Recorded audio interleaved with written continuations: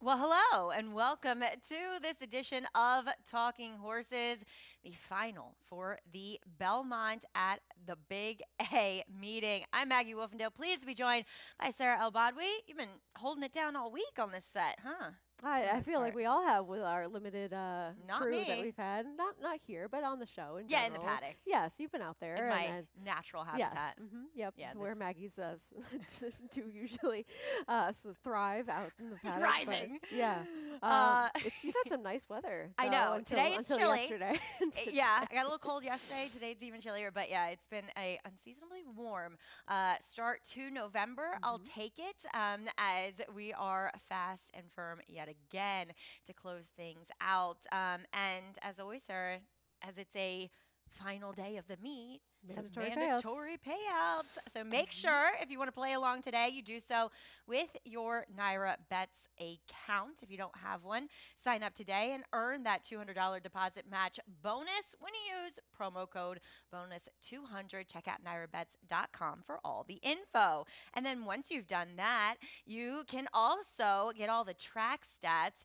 If you bet smarter, you can win bigger. And at Aqueduct, you get all the track trends, statistics, and betting insights from Sarah, especially. Oh no, that's all Matthew DeSantis. I have nothing to I'm do with that. kidding. It is Matthew DeSantis. We miss Matthew. I hope he has He's had coming fun at the back Breeders' from the Cup, Breeders' Cup. holding it down out there. But we also have a promotion with that $500, 5,000, excuse me, dollar hit and split. If you hit the late pick five here at Belmont at the Big A, you split 5,000. Make sure you opt in at nairabets.com.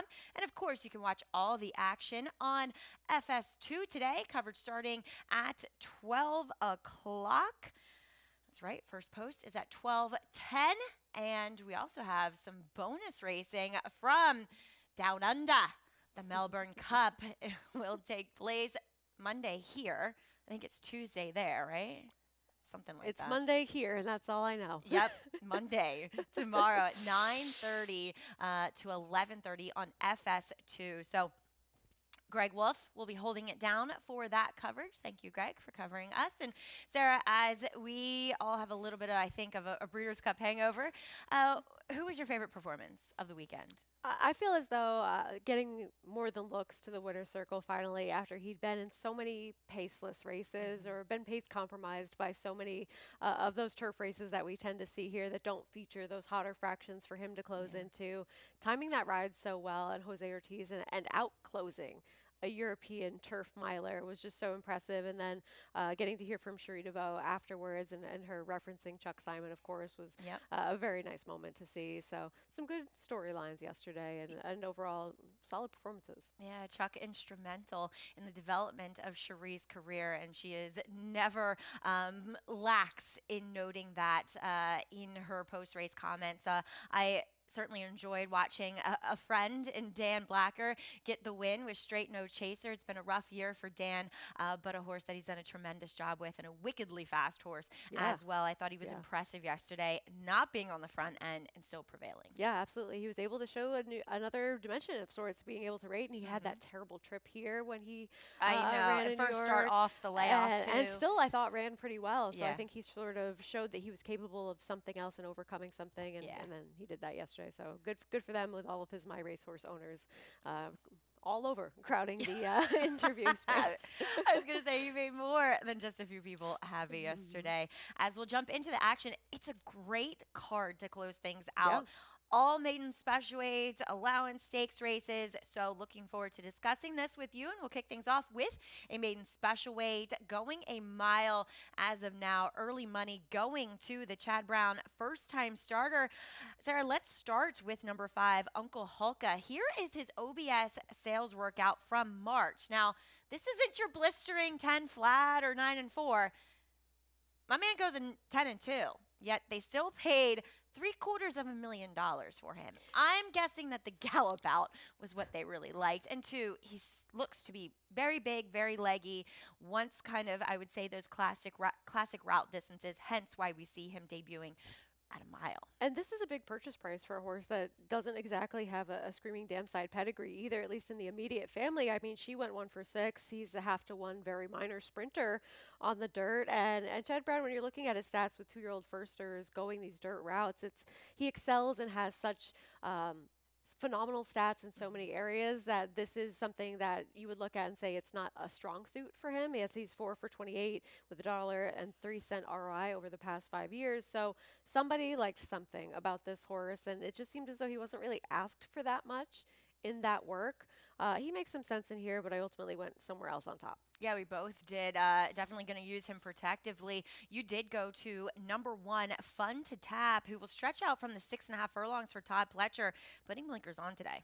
He just seemed so detached from that field first time out after breaking a little bit slowly and being so far back. And I thought that maybe it was a circumstance where it was more of a deceptive closing kick for a moment rather than one where he actually was making up that ground. But I thought he did a little bit of running around the turn in that race before flattening out. And I know that some of the horses that finished ahead of him did regress in their next starts. Comes a Time, rookie card, but Comes a Time was stretching out, going into a stakes race at Churchill. A couple of others in that race were trying something new that maybe they didn't handle. But the horses that he did finish in front of both came back to improve, with one of them winning with significant improvement in Best Friend Rocket. So I thought that getting more distance, pedigree suggests that that's what he wants.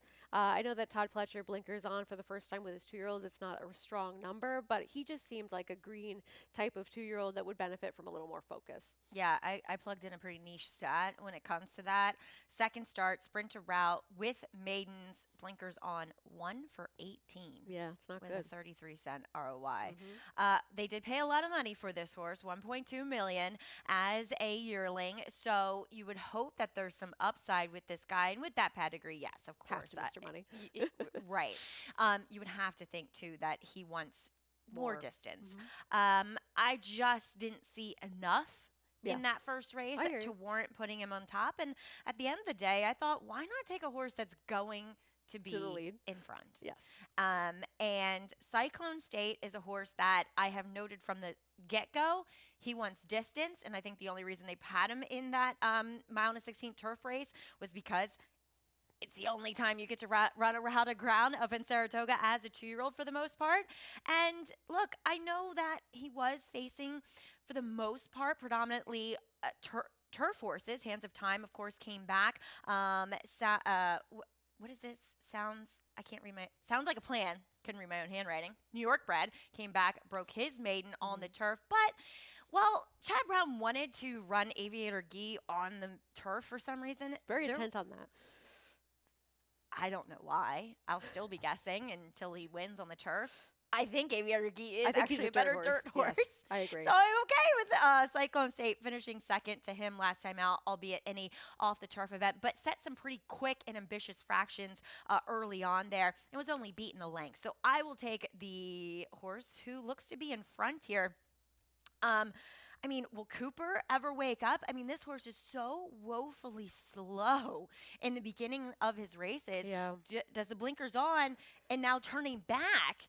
Is that going to help him? I don't know. It would have to. I think that he's kind of had a couple of chances. I know that he has one of the faster numbers as far as horses with experience in this field, and he has the routing experience too. But I just don't like that he's shown absolutely nothing early in those races. And I don't know what your thoughts are, but it seems to me as though inside speed for the last couple of days has at least been beneficial. Yes. Not necessarily. I don't think it's an a advantage. golden I rail, do not but think we have a gold rail No, whatsoever. it's not impossible, but per it's- usual, it it's helps been to save helpful. ground. You It's know, been in helpful. any kind of race scenario, you're always going to do better when you save ground. You don't give up ground, therefore lengths on your competition. So, yeah.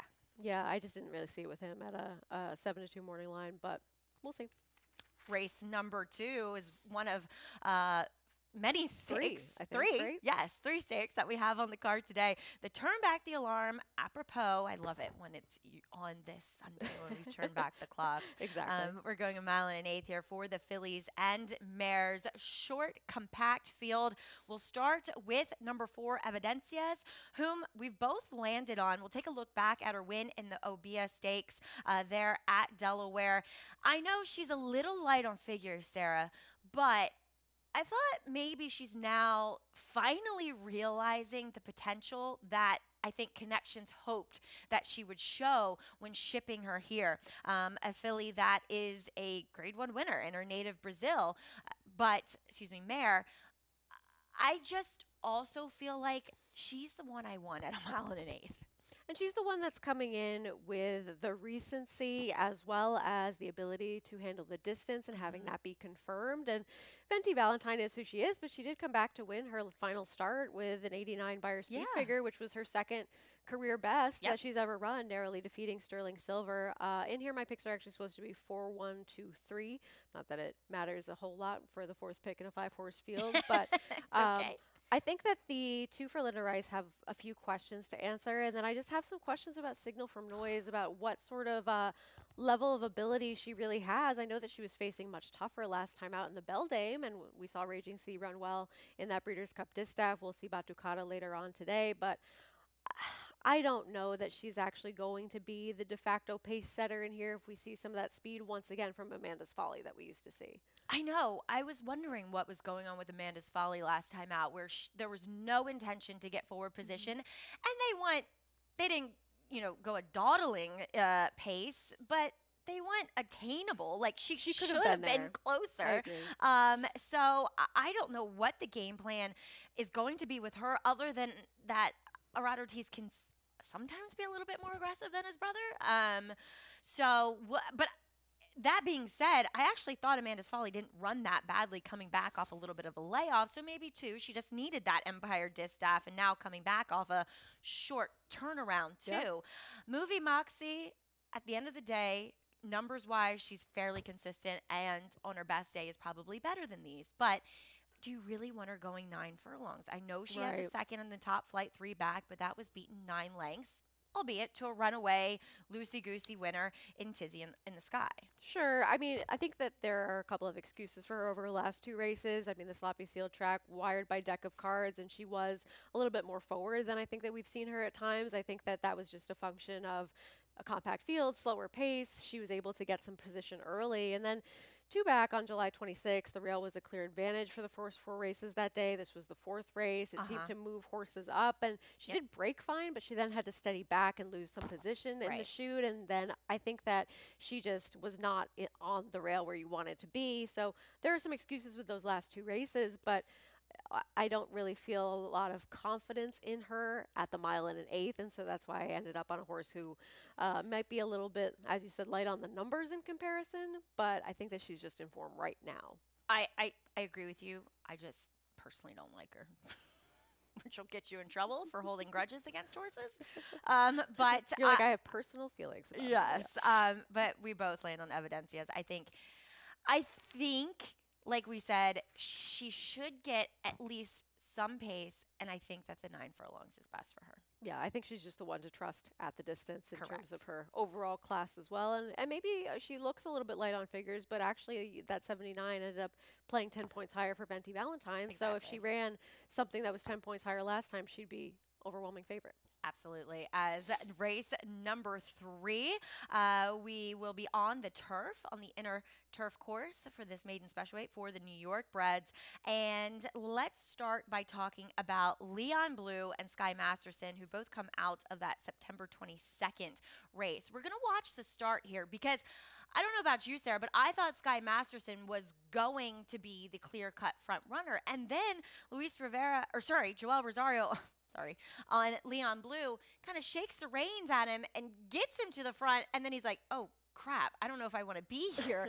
And you can tell Leon Blue's kind of more pumped up than what he needs to be early on. Yeah, I agree with that completely. I think that maybe there was the idea to get over and get to the rail. Absolutely. And get position, and that's not one that I disagree with. I mean, I think that's always a good strategy in turf routes, especially when that turn comes up quickly here from that outside post position. But I think maybe that was so intent on getting him over to save ground that then he got a little bit like, okay, we're going, Exactly, and then exactly. and then it was like, oh wait, you want me to stop and slow down now? So I think that I think maybe he expended a little bit more energy than it looks at first glance as far as looking at the past performances for this race, Right. just trying to get himself over to an inside position. And he's just also had less opportunities to show us what he can or can't do in comparison to Sky Masterson, who I know that he was stretching out on turf for the first time in that last start, but he's had a couple of opportunities and we've sort of seen a little bit more of who he is on the racetrack.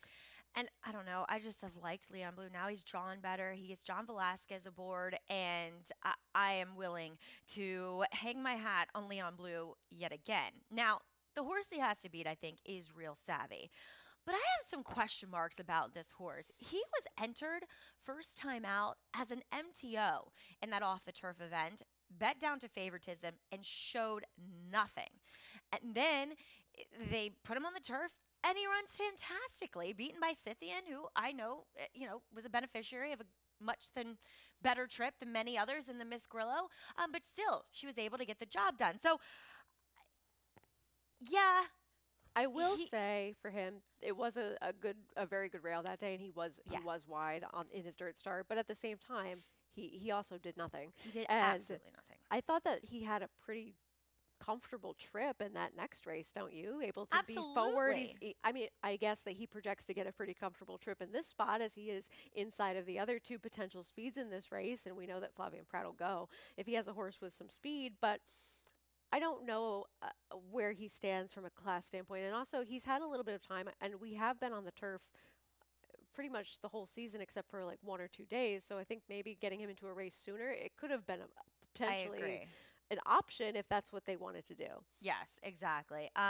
You used the 8. I used the 10, I think, as maybe Crazy some horses. crazy horses. Talk about Danziger, who has some pedigree. Yeah, Danzig with the Stars is Uh-huh. a sibling to this one. And Full. yep, and Dominic Schettino has had success with this family in general. So I think that now trying the turf for the first time, stretching out in distance, I know that he's a gigantic price, but these are the types of circumstances that he should appreciate based on the pedigree. And we saw Danzig with the Stars turn out to be pretty successful, especially at the mile too. So as far as a crazy horse that I wanted to throw in the bottom of exotics, he was the one. Yeah, Caddy Master was mine. I thought his turf debut, albeit way back in July, was decent enough as Dancing Bear was able to wire the field that day, and he was out on a wide chase throughout and just kind of got a little bit tired. I liked his action over the turf, and I wanted to give him another shot, stretching out, thought that he should be forward and would at least put himself in a decent position. Race number 4 will kick off the Pick 6 mandatory payout sequence with an allowance raise for the New York bred fillies and mares. We're going 6 furlongs here, and we'll start by talking about the race back on September 26th, which did feature Flight Control as well as good old Lina Wright. I mean, she doesn't miss a dance, right? No, she doesn't. I mean, I get that Flight Control was able to finish ahead of her this day. Flight Control was trying the turf for the first time, had more forward position, but I don't know what your thoughts are on this. Lina Ray doesn't have to be that far back, does she? I know that she always is that horse that's picking up second place usually from the clouds, but I thought that she was exceptionally further away from the front runners than usual, and she just had so much to do in the late stages of this race, and she doesn't have to be so far out of it. Right, because you look at her next start, which, like I said, she doesn't miss a dance. She was much closer. She was. And yes, they did go a bit slower, half a second slower early on in those fractions, but still, I do agree with you. She doesn't have to be that She doesn't far have to be back. 10 lengths away. Right. Yeah. So I think the race, it depends how you also approach Linda Rice's horse in here, number 3, Boss of All, who was devastating, I think, in her last race up at Saratoga. But now she comes off a bit of a layoff, having been noted that she bled out of this race. I like the approach, though, that Linda has taken. Plenty of time off, enough time to overcome that, one would hope. But it was also a quick turnaround. Remember, she drew into this field, as you see her sporting the 12 saddle towel there. And sometimes horses do react negatively, whether it be a physical issue or bleeding like that, off the kind of quick turnaround. So, willing to give her the benefit of the doubt. You don't like her at all. I do like her. I think maybe because I really liked her physically. So I'm going to, and 2, she's not pace compromised. She should be right on top of the No, pace. that's fair. I think that I just sort of question overall where she's at from a class standpoint now, because she's had some inconsistencies with staying on the racetrack. I think Sure. that she came back, and you can always excuse the first race back. She didn't even run that badly behind active Congress, but then she runs second in a race that's a claiming 40,000 race, like the one that she ended up winning last time out. When she did run in that race in between, I just don't really feel like she did much running, and I think that we're going to see her face horses more of that level than the ones that she faced last time. Not that she can't be successful in here, and I think that she has shown that she can run numbers that are consistent with some of the others in this field, but I think there are some interesting faces in here that are going to be better prices than she might be, that are a little bit more ones to make a case for in terms of having more unknowns in their favor. And speaking of unknowns, Christophe Clement does send out two in here.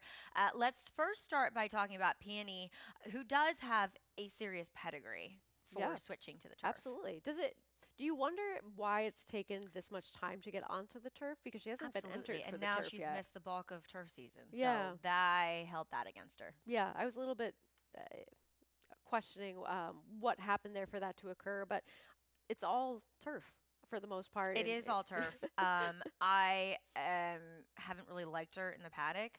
And the layoff bothers me. You went with short shift in here. Why? I looked at this horse and thought, this is one that has been favored in her last 3 starts. She is coming off a bit of a And layoff. very short prices. You're right. Extremely short prices. She had a wide trip last time. She was going a little bit further down at Parks. I think some horses don't necessarily appreciate that turf course. Some do, some I was don't. gonna say, can you really call it a turf course? Well, No, it's fine. that's what they call it. Yeah, So that's what's labeled as in her form. exactly. She did win a race that was at a mile here, breaking her maiden when she was coming in fresh. So I know that she is capable of running off a little bit of a break, and she's going to be a price today by comparison to the very short price that she has been over those last 3 starts. And I think that maybe she is that little bit of an unknown, and she's shown somebody something, whether they were right or wrong, to be taking that kind of money as far as her turf races. And I think that she just had a trip last time that wasn't really going to put her anywhere, and then she's off for a while. So maybe there are some excuses for that. I just have never liked her. No. No, but I get what you're saying. I do. I mean, lulls to 3 back, being 3 to 5, going a mile on the Did dirt. you just say lulls? I did. Wow. Yep. That's very youthful of you. I thought you were just about to call me a millennial for saying that. Nope. Um, I am also a millennial, believe it or not. you're on the younger side of being a millennial, though. I'm still there, okay? No Gen Z. There's a wild card in here too, Sarah, There's and a that's few. number 9, Sugar Bee. I don't know what to do with this horse. I thought she won whilst being green too, and I For maiden think 30 sometimes at there's Laurel. what For maiden 30 at Laurel, and she was 45 to 1. I get Yeah. it, but she still ran a figure that makes her competitive With here. a wide trip. I hear you. I hear you. I think that if she's going to be successful, the Clements just are not going to fire. The main horse in here, Lina Wright, will finish second, as she tends to. And then you're dealing with some question marks for some of these other horses. But, I mean, all you need is a couple horses to not show up, and she's certainly a potential there. player. So Yep. I hear you. Yeah. Weird race. Very weird race. It's a very confusing race. We've gone in completely different directions, and I'm not going to be surprised when any of these step up and win. Yeah. As we'll are we taking a break? We can do whatever you want. Let's take a break. All right. Is that okay, Zach? Zach. Whoa, we're alone in here. Yeah. Yeah. Kyle all right. left us. Kyle left us. He's going to go get more breakfast. Kyle, bring me a bagel back. Let's take a break here and hear from our wonderful sponsors over at Saratoga Water. For almost 150 years, the Saratoga name has been synonymous with the finest quality, sustainably sourced spring water available anywhere. Saratoga carries on the rich tradition of its forefathers by crafting each stunning blue glass bottle with the same attention to detail and care that has been its hallmark for generations. Visit SaratogaSpringwater.com today or ask for us by name at your local market or restaurant. Saratoga Spring Water. Make every day exquisite.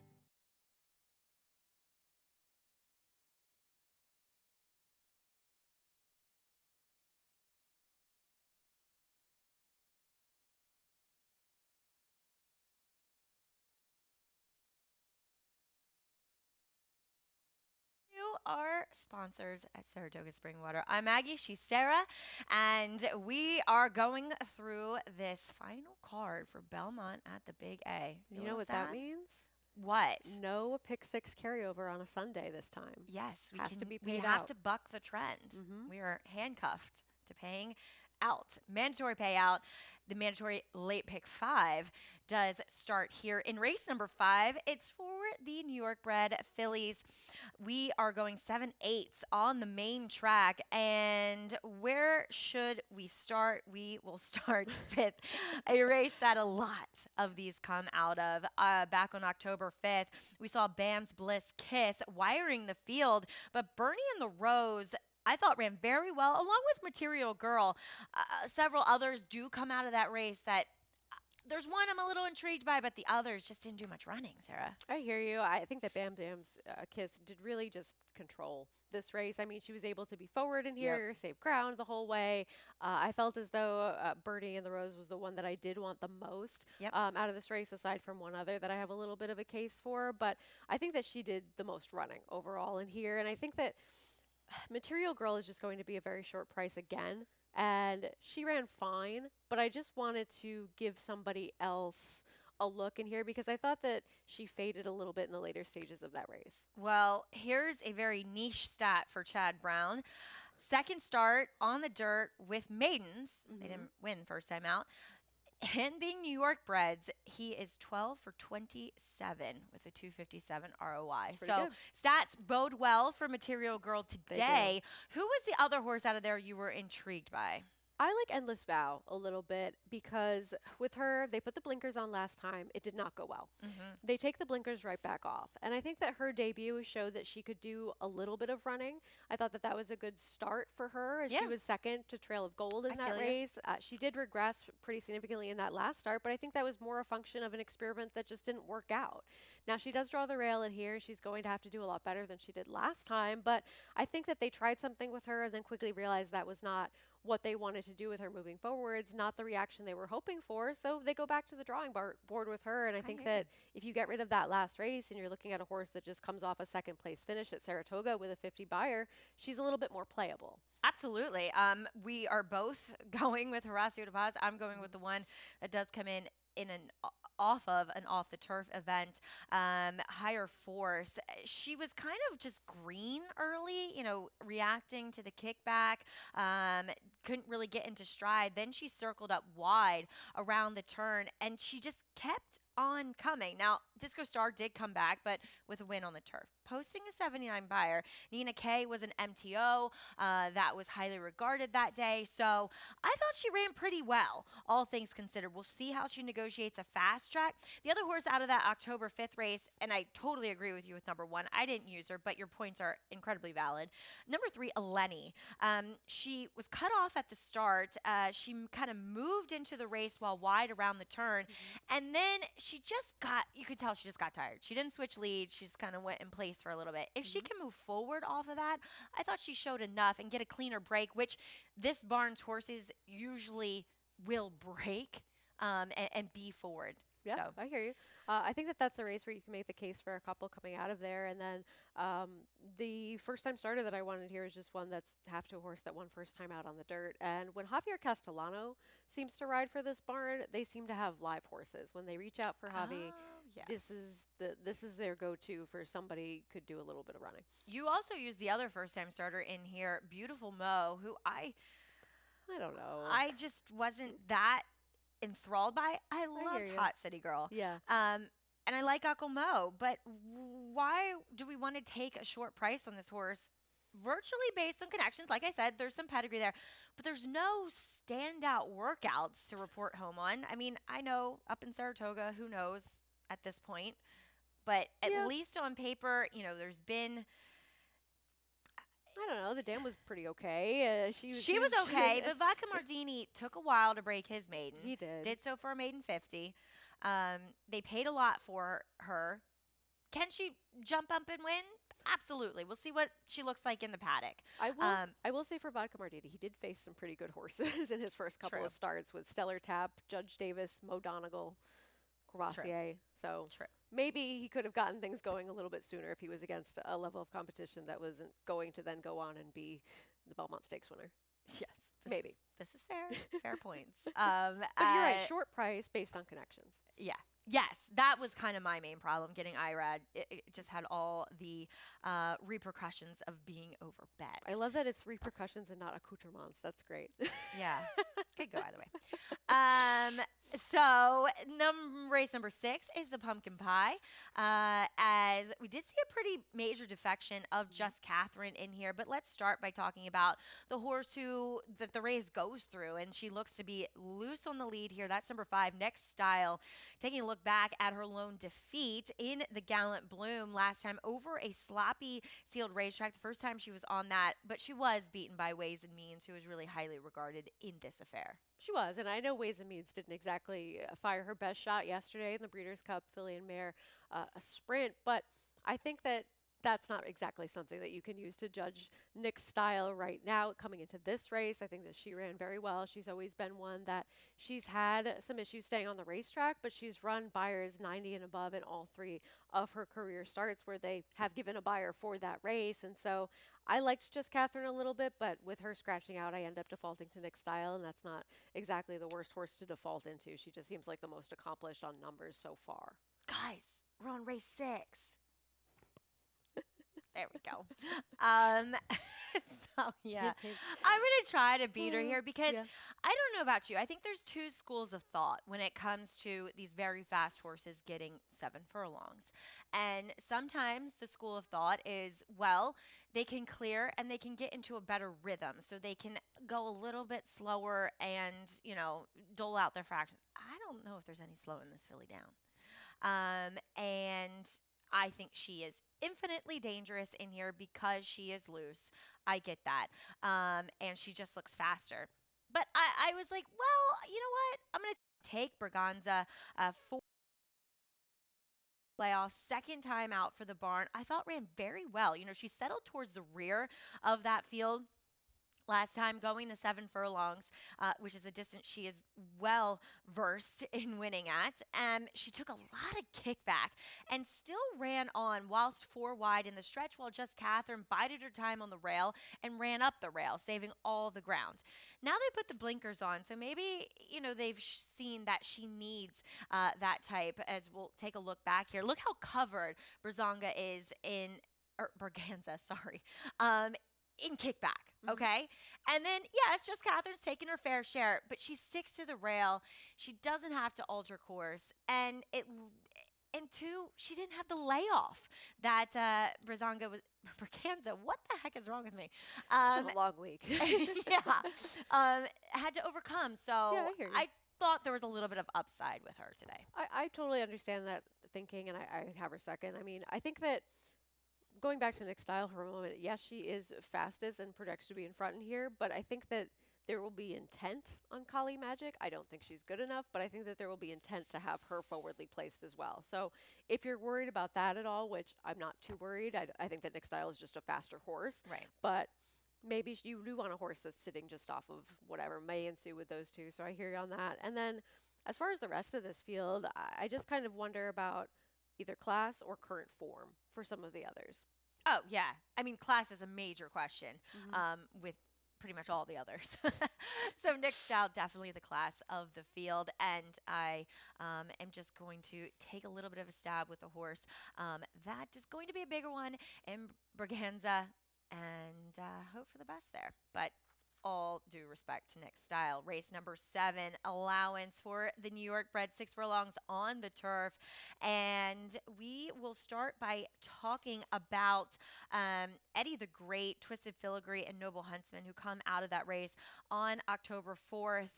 Look, Twisted Filigree, I think, has been on the turf very consistent since coming back off that extended layoff. I agree. I mean, this horse has just been the model of consistency, like you said. And looking at this race and going back through the 3 horses that do come out of it, I think that overall, maybe Noble Huntsman did the most ground makeup to run late, but I just wasn't in love with Eddie the Great at a big number, having to go out a little bit wider and still going by Twisted Filigree. Now, if you weren't paying attention, there's a horse in here that I actually picked that wasn't highlighted in Lil Lang, who he was caught in the second flight. He was Wasn't he favored? Yes. Yes. He was slight favorite. He was stymied along the rail for about the first half of the stretch. And yes, should he have maybe picked up the bit a little bit more once he got clear? Totally. But I'm going to try with him today with Flavien Prat, getting back aboard with the outside jaw and hoping that he doesn't have the same traffic issues, because I think he can be tactical enough, and I think Jorge Abreu's done a great job since, kind of getting him to the turf this year. Yeah, okay. I hear you on that. I think that you could make the case for a lot of horses in this race. And I took kind of a crazy one because I looked at that race last time and I didn't want to take Eddie the Great at a price that's so much shorter than he was last time. Exactly. I think that I didn't love that Twisted Filigree is going to be a short price again, and that he got passed by Eddie the Great. Yeah. Noble Huntsman isn't exactly a reliable winning type, but No. I thought he ran fine in that spot, and he's going to be the better price. And then with Lil Lang, I just thought that there was plenty of other speed in this race, and he does go towards the outside in here, but I don't mind taking him off of that trip last time, that's for sure. So I just went to kind of a horse that's a relative unknown in here that has to improve quite a bit, but I thought was wide at a time when you really did want to be right on the rail on the turf course, and just ended up fading in there. I like that they do take the blinkers off this horse This is because Comic-Con. I Number think 8. yes, I think that they will try a difference in tactics with him instead of having him just be right there pressing the pace and being out a little bit wide and getting tired. And I know that the pace setter of that race for Baja did end up wiring the field, but he glued himself right to the rail for the entirety of that race. So I'm just hoping to see something a little bit different from him today. He has to improve significantly, but I just didn't want to take anybody out of that race at a shorter price. You're not worried about the turn back? I mean, I think that he's now going to be much further back, which I don't mind. Well, 'cause yes, Sarah, that is what happens. Yes, yes, it is. And that's what I I like. have a problem with the turn back, Okay. especially with the blinkers off. I just didn't see that much pace, and sometimes when you don't see that much pace, that's when there is a lot. But for Time me, forward thinks there will physically, be. he's a horse that Wants wants to go longer. that at least looks like he wants to go long. Okay. Yeah, Time Form US has this as a fast pace. Who knows? Okay. It's turf in New York. Who knows? That's the problem. The only horse that I thought was a little bit of a fuzzy that I wanted to maybe experiment with here was Nano Man. I know he's kind of Nano Man, whatever. He's just a little guy. He's just a little guy. Mhm. So that being said, I love turning back. And sometimes when you turn a horse back like that, okay, so you've gotten a little bit more of a bottom into him. And two, what's weird about this horse is that he had more speed when he didn't wear blinkers, Mhm. and now the blinkers are coming back off. Yeah. So I just thought, why not with a little Nano Man? in Yeah, the I mix? definitely prefer him at this distance as opposed to going Correct. farther. Yeah. I hear you on that. Race 8, our final stake race on this card, the Discovery for the 3-year-olds, a mile and an eighth. On the outside, we see a 7-5 morning line favorite in Batten Down, and rightfully so, because when he gets away from Fierceness and Torpedo Anna and Sierra Leone, all Breeders' Cup caliber horses, he tends to run pretty well. He does. I mean, he's just been that progressively improving type, and he's, of course, the foal, I believe, to Tacitus. Scylla. Oh, yes. Tacitus. Yes. So, Wait, is he a fool to Scylla? she's a tappet too, Okay. right? Right. Because she's not I guess not I could- gray. That's why I get I confused. could look it up. I Um, suppose. Yes. but no, yep, you're yeah, right. they're all full siblings. Yeah. So he's just been improving, and I mean, Mhm. he's shown that he can handle going a distance. He's shown that he can be forward. He is Well, getting. But okay, so here, don't you think he's best when he's on the lead? And Yes. can he clear from that far outside post? It does him no favors today being on the outside, and I say that picking him, having picked him. Well, who do you think's going with him? Right, that's why I picked him, but the post scares me. Okay. I think that being the outside. And then two, I speed- mean, don't they have to go a little bit with Tuscan Sky? Yes. Because if he's not in the mix, he's not doing any running. No. I don't really know that I want to take him at a short price. I know that he's been really impressive lately, but looking at Tuscan Sky here, this was his big win with a 99 buyer speed figure over domestic product, who I thought ran well yesterday at the This was Breeders' Cup. such a weird race there. Don't you remember the early stages of this race? There were 5 of them Everyone, across the everyone. racetrack. And Javier just said, okay, let me get out of here just a little bit. And I think that being towards the inside, as we often see at Monmouth. No, he never got out of there. He stayed. He stayed because he was on the rail. didn't he take back just like a little touch and then go through with him? Or maybe Yeah, I'm thinking of once they something got else. down to the backside, yes. Yeah, yeah, but I mean there was that But I struggle think, with like you know, four of he them. was It's not just, like he wasn't part of the pace. I I hear you. like, I like that ride by Javier. He said, I'm not giving up my inside position. Yeah, and then look, I And mean, if they're going, and they weren't going that slow when you look at the clock, but yeah, and then he got bumped a little bit, and he was far back in the Haskell, and I think that was a race where we did see that you wanted to be forward, and he was facing better horses overall than what he's going to be facing here today. So I think that, especially with John Velasquez up, they have to try to show a little bit of speed, especially when that's been effective with him, and he's Yeah. been able to sustain that and still be a winner in the Pegasus. And then you know that he likes this racetrack. I think that he showed a lot of ability early on in his career, and I know that it was a muddy sealed sprint, but I wasn't really impressed by his debut. And I remember there was a little bit of like, oh, he didn't take a ton of money, but maybe this is the Todd Pletcher 2-year-old that has that little bit of Derby. buzz Yeah. generating about him. And I think that maybe it just didn't really pan out that way, though he had some trips in the Wood Memorial and then last time in the Haskell. And then Corporate Power, I don't really see him on the lead, but he's an interesting face coming back, and I don't think that they're going to be so far back. I don't trust this horse. I don't He's a little either. weird. He's a little goofy. He just doesn't really. He doesn't do Look, it he for wants you. to lug in behind the gate to wire winner of the Curlin Unmatched Wisdom here, who Unmatched Wisdom hasn't done much since. Mhm. I don't trust this horse. He's the one that, at a shorter type of price, I didn't really want to mess with. Yeah, I hear you on that. I think that I ended up going to a horse that has to improve off of that last race. I'm but okay with this selection. I know I have him fourth, thank you for approving. but you're quite You approve this message. welcome. I do.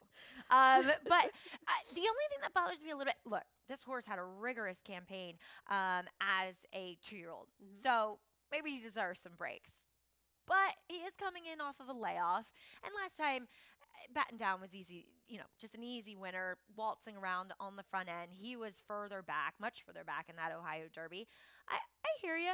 I don't even think he has to improve that much. No, I think Now he as a just later needs somebody to 3-year-old. bother Batten Down just a little bit and have Exactly. that horse not get away with fractions that are so in his favor, like he did in the Ohio Derby and in his Federico Tessio. I mean, he had every chance not to win that race. I mean, the Mhm. start of that race was awful. He stumbled forward. He was wide. He was out of position. And we can take a look at that if we are able to do so. But really liked this performance. I think that he showed a lot of grit and determination to go by a horse that was a shorter price than him, who, as you can see the stumble there, who was drawn the rail, able Yeah. to go right to the front. He's parked out in the middle of the racetrack and still gets himself gathered and going into that first turn. He's caught wide. He's near the back, and that's not necessarily something, and you can see he's even shifted out there, something that we see horses overcome quite a bit. Does this horse concern you at all for the fact that his races away from Maryland/Delaware are not as well? I shouldn't say that. The Ohio Derby was fine, but we did see He Gary hasn't won, though. Capuano come here with the 2-year-old yesterday in the Nashua, heavy favorite, and didn't run that well. No, but that horse was also caught a little bit wide, Right. and I think that you did want to be saving ground, and Studley Do Right did save some ground and was up closer than he was. So I don't want to say, oh, because that horse and that No, horse is a 2-year-old. absolutely, I But, get but I it. do hear you on that logic.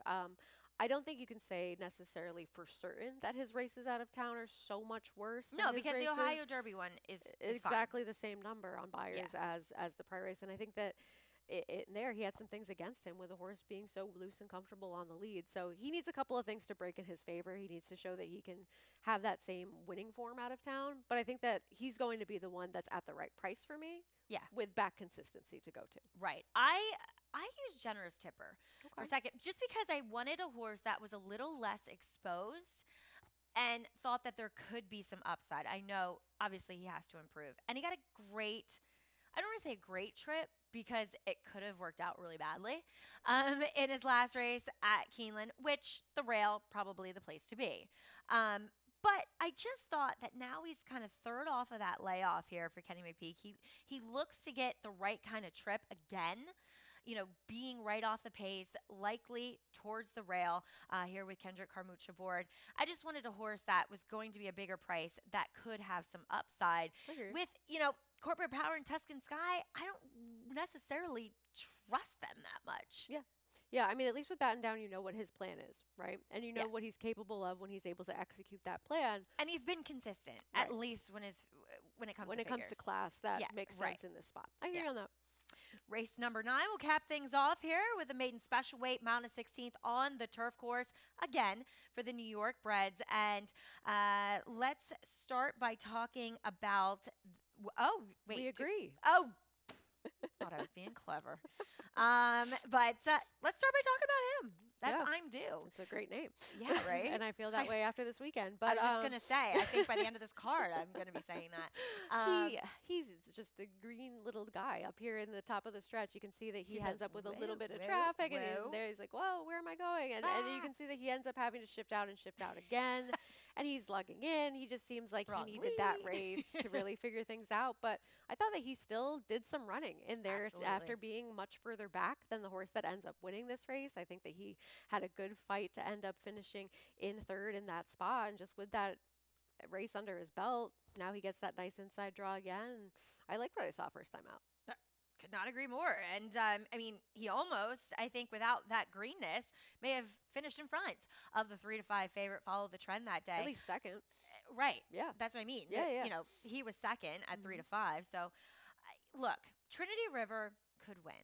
Mhm. He has the fastest race coming in here. That at least when they made buyers, they didn't make it for Due's race.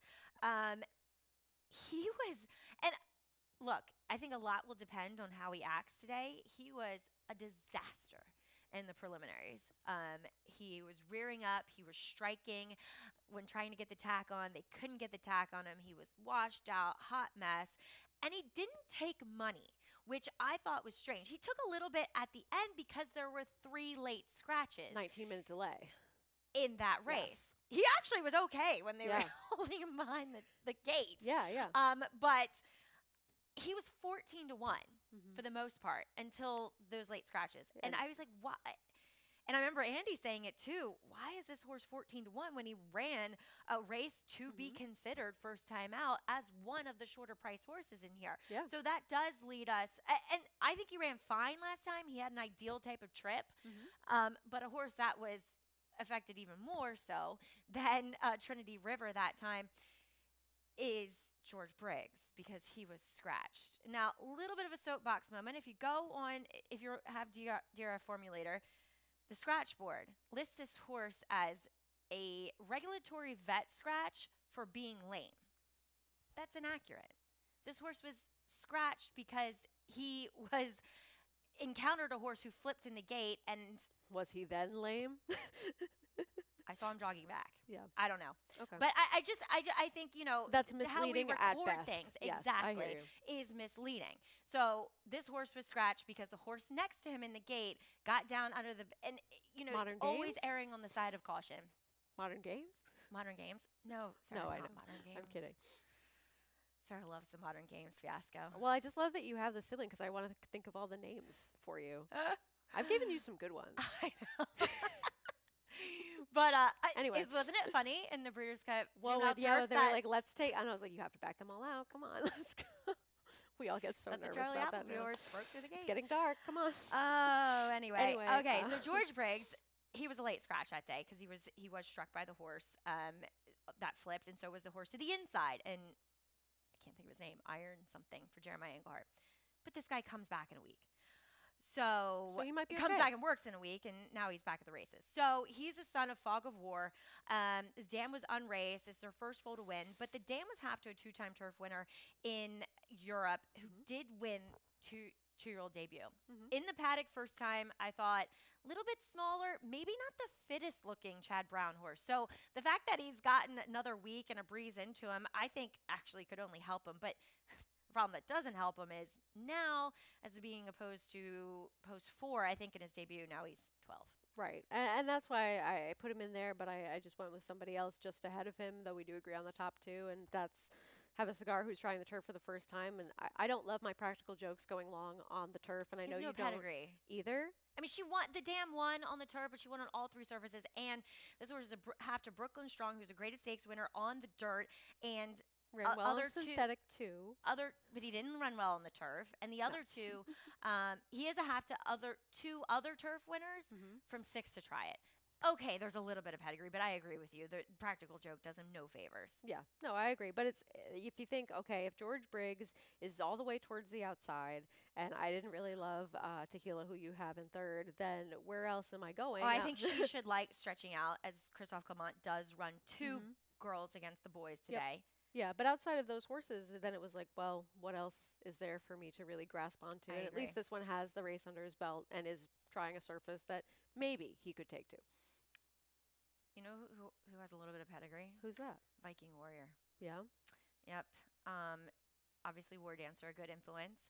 And Esther the Queen, she only won 1 race on the turf, but she is a half to Dr. Shane, who was very good on the turf. Okay. It bothers me they ran him for 40 first time out, and he did no running, but he is bred to be a turf horse. Am I thinking of the wrong horse, or was Dr. Shane more of a sprinter? Yes. Okay. But War Dancer, I feel like, gets some distance into them. I hear you. Okay. All right. Interesting. Cool. There's some good races on today's card. Yeah, no, like, today's really card good. was fun. Yeah. It's one of those where you get to the end of the long grind and you're still excited. chugging through, and then it's like, oh, okay, I can make a case for this Yeah. horse, and there's some troubled trips and things to look at and some stakes action with horses that we know very well. So Yes. competitive love that. races for sure. All right. Did you get the text? About what? So, update. Breaking news. Tell us. America's Day at the Races is going to start at noon on FS1.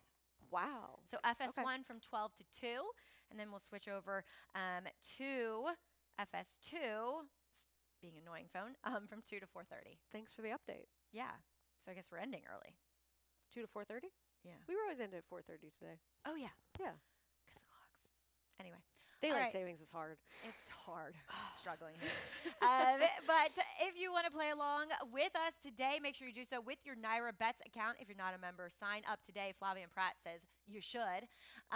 Use that promo code BONUS200 and get that $200 deposit match bonus. Check out NairaBets.com. And then you can get all the track stats over at NairaBets.com. Thank you, Matthew DeSantis. On top of it, the professor, giving you all the track trends, statistics, and betting insights. Bet smarter and win bigger.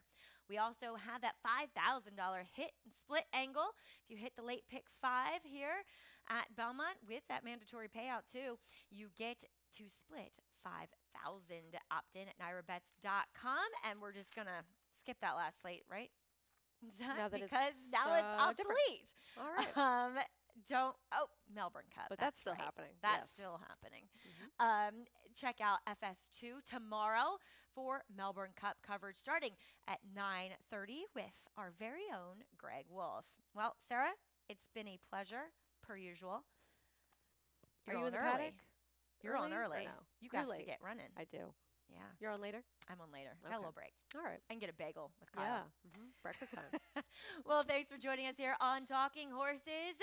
Wishing you all the best of luck here on this closing day of the Belmont at Big A meeting. Mandatory payouts in the pick 6 and late pick 5. And of course, Chris Griffin will be up next with a reprise of those scratches and changes. For almost 150 years, the Saratoga name has been synonymous with the finest quality, sustainably sourced spring water available anywhere. Saratoga carries on the rich tradition of its forefathers by crafting each stunning blue glass bottle with the same attention to detail and care that has been its hallmark for generations. Visit SaratogaSpringwater.com today or ask for us by name at your local market or restaurant. Saratoga Spring Water. Make every day exquisite.